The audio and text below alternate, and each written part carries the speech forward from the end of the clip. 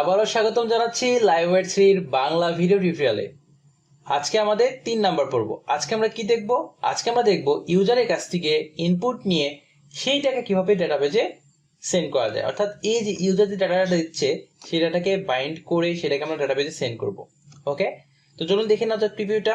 খুব সিম্পল। ধরুন আমি এখানে একটা নতুন টু ডু দিচ্ছি, ডুইং জেএস প্রজেক্ট দিলাম, তারপর ক্লিক করলাম। পেজ লোড ছাড়া এটা আমাদের ডেটাবেজে গিয়ে সেভ হয়ে গেল এবং ডিসপ্লে হয়ে গেল আমাদের ওয়েবসাইটে ইনস্ট্যান্টলি।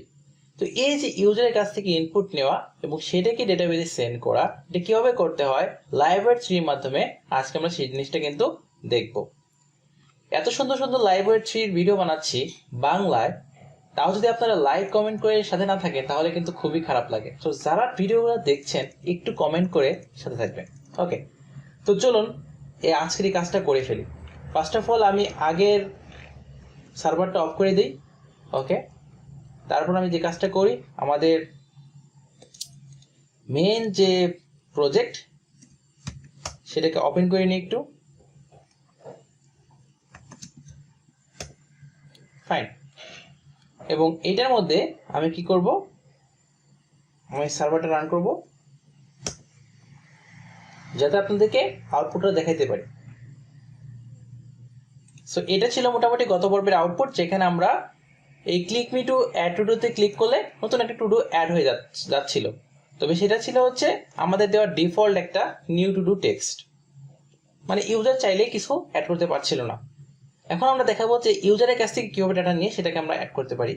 খুবই সিম্পল। চলে যাবেন হচ্ছে আপনার কোথায় বলেন তো, এই যে ফার্স্ট কম্পোনেন্ট ডট পিএসপি আছে না, যেটা হচ্ছে অ্যাপ ফোল্ডারের ভিতরে, লাইব্রেরি ফোল্ডারের ভিতরে ফার্স্ট কম্পোনেন্ট ডট পিএসপি, সেইখানে যাবেন। এখন আপনাকে একটা জিনিস মনে রাখতে হবে যে যখন আপনি লাইব্রেরির মাধ্যমে ইউজারের কাছ থেকে ইনপুট নিয়ে ডেটাবেজে সেন্ড করতে চাবেন, তখন ফার্স্ট আপনাকে যে কাজটা করতে হবে, যে ডাটাগুলোকে আপনি সেন্ড করতে চাবেন সেগুলোকে প্রথমে এখানে পাবলিক প্রপার্টি হিসেবে ডিফাইন করে দিতে হবে। যেমন ধরুন আমি ইউজারের কাছ থেকে টু ডু আইটেমটা নিব, তো আমি এখানে লিখলাম হচ্ছে পাবলিক, তারপর আমি একটা ভেরিয়েবল নিলাম হচ্ছে টু ডু আইটেম। সো যখন আমি এখানে পাবলিক টু ডু আইটেম নিলাম, এটা কি হবে, এটা সব জায়গায় অ্যাক্সেসিবল হবে, এই ক্লাসের ভিতরে সব জায়গায় অ্যাক্সেসিবল হবে, রাইট? সো এইভাবে আপনি নিয়ে নেবেন। আপনি যতগুলো জিনিস অ্যাড করতে চান সেগুলো এভাবে পাবলিকলি নিয়ে নেবেন। আরো অনেক ওয়ে আছে, সেগুলো আমরা পরবর্তীতে দেখবো, তবে আপাতত এটা দেখেন। তারপর আপনি যে কাজটা করবেন সেটা হচ্ছে আপনি আপনার যেখানে ফর্ম ক্রিয়েট করবেন, আমাদের ক্ষেত্রে first component dot related PSP, সেই পেজে আমরা চলে গেলাম। চলে যাওয়ার পর আমরা প্রথমে একটা ফর্ম ক্রিয়েট করবো। এখানে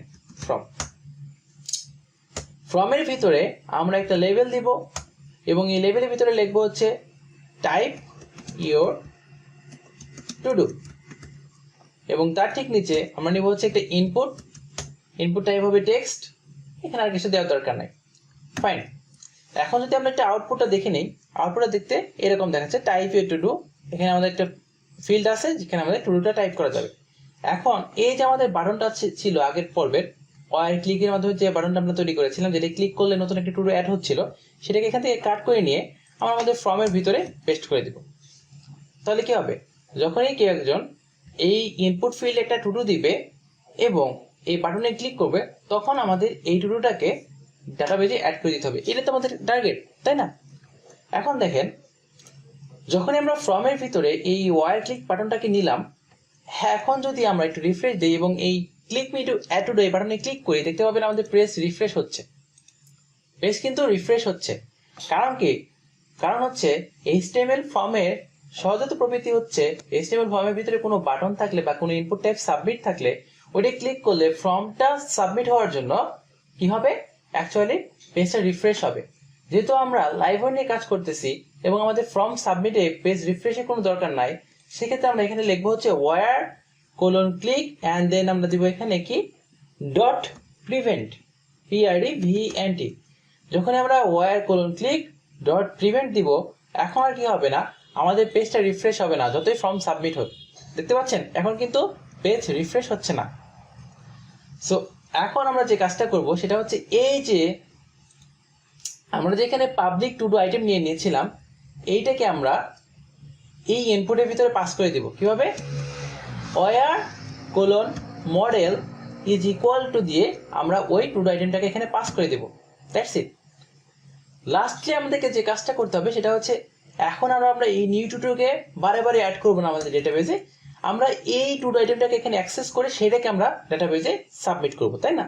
তো আমরা লিখবো হচ্ছে দিসের মাধ্যমে আমরা এখন ইজিলি আমাদের পাবলিক প্রপার্টি টু ডু আইটেমটাকে অ্যাক্সেস করতে পারবো। দ্যাটস ইট।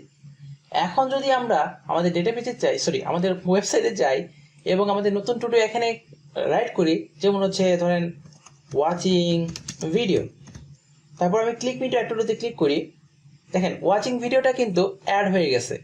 খুব সিম্পল, তাই না? এবং আপনারা যদি লক্ষ্য করেন, আমি যদি আবার লিখি ওয়াচিং ভিডিও 2 এবং ক্লিক করি, দেখতে পাবেন পেজ কিন্তু কোনোভাবে রিফ্রেশ হচ্ছে না। সো এটা একটা ইজিয়েস্ট ওয়ে গেল কীভাবে আমরা লাইব্রেরির মাধ্যমে ইউজারের কাছ থেকে ইনপুট নিয়ে সেটাকে ডাটাবেজে সেন্ড করতে পারি। এটাকে আমরা ভ্যালিডেটও করতে পারি। ভ্যালিডেট কীভাবে করতে হয় সেটা আমরা পরবর্তী পর্বে দেখব। তবে তার আগে একটা কথা, এখানে আপনি যদি চান বাটনের ভিতরে ওয়ারে ক্লিক ডট প্রিভেন্ট ইউজ করতে পারেন, বা চাইলে যে কাজটা করতে পারেন সেটা হচ্ছে আপনি ফর্মের ভিতরে এই যে ফর্মের ভিতরে ফর্ম ট্যাগের ভিতরে ইউজ করতে পারেন হচ্ছে ওয়ার কোলন সাবমিট লিখে এইখানে আপনার যে ফাংশনের নাম বা মেথডের নাম হচ্ছে সেটা পাস করে দিবেন। তখন আর এই বাটন ওয়ার ক্লিক প্রিভেন্ট এখানে আর ইউজ করার দরকার হবে না। তো সেটা বলতেছে যে যখনই তুমি ফর্মটা সাবমিট করবে তখন কি করো, তুমি ক্রিয়েট নিউ টু ডু এটাকে কল করে দাও। That's it. তো আপনি এইভাবে করতে পারেন চাইলে। এখন যদি আমরা আমাদের ওয়েবসাইটে যাই, এখানে আরেকটা কি আরেকটা আমি একটু রিফ্রেশ দিই পেজ রিফ্রেশ দিয়ে তাহলে আমরা আরেকটা টু ডেট করি, সাবস্ক্রাইব টু ফেসলেস ক্লিক করি, দেখতেন হচ্ছে পেজ রিফ্রেশ ছাড়া অ্যাড হয়ে গেল ফেসলেস প্রোগ্রামার। ক্লিক করলাম, রিফ্রেশ ছাড়া অ্যাড হয়ে গেল। সেই দুইটা প্রসেসেই আপনি কিন্তু করতে পারেন চাইলে। তো আমরা এটাই ফলো করবো সবসময়, ওয়ার সাবমিটটা আমরা ফর্মের ভিতরে পাস করবো এবং সেইখানে আমাদের ফাংশনের নামটা পাস করে দিব। বাটনের ভিতরে মোটামুটি আমরা সেটা করবো না, তবে বাটনের ভিতরে চাইলে আপনি করতে পারবেন। এখানে আরেকটা জিনিস মনে রাখতে হবে যে আমরা প্রত্যেকটা ডাটাকে অবশ্যই এই যে পাবলিক ভাবে যেগুলো এখানে আমরা ডিফাইন করবো সেগুলোকে ডাটাবেজে সেন্ড করার আগে অবশ্যই ভ্যালিডেট করে নিব। ওকে, তো নেক্সট পর্বে আমরা দেখবো কিভাবে সেই ভ্যালিডেশনটা করতে হয়। ততক্ষণ সবাই ভালো থাকেন, সুস্থ থাকেন, আল্লাহ হাফেজ।